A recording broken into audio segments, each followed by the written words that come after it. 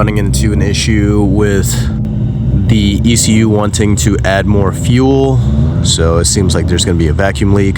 So after this video, I went to go do a smoke test, and then I went to go install the new map, and this is what I run into.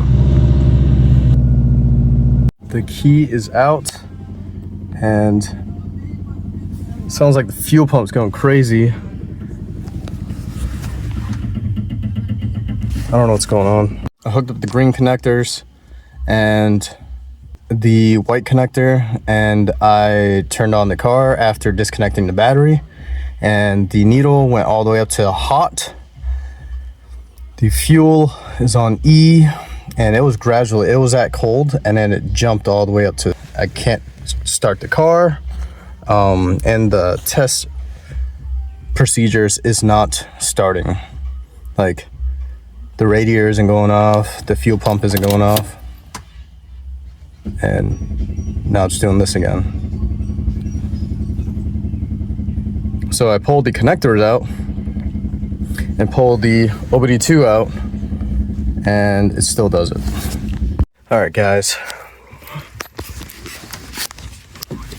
So another thing to verify is that you don't have your tax tricks hooked up or anything to the OBD2. And then you look underneath and you make sure that that green connector isn't plugged into there, to the other one, or this jumper connected to the, where is it? This one right here. So you want to make sure that everything is disconnected off of that. This right there is your main relay fuse, 100 amp. The biggest thing is to verify that all your grounds are on. You have a ground to the back right there. That's going to the starter, that right there. This ground is very important. So I had the bolt on and it looked like it was tight, and then I went and verified, moved that around, and that bish was loose. Takes a 12 mil socket on that one. There's another ground right here. That's also another 12 mil. There's another ground right there.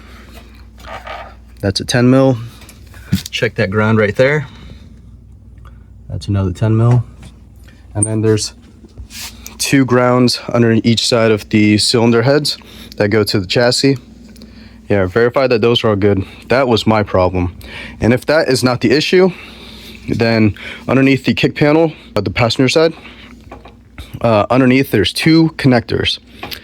One is a green, it goes to the fuel pump relay.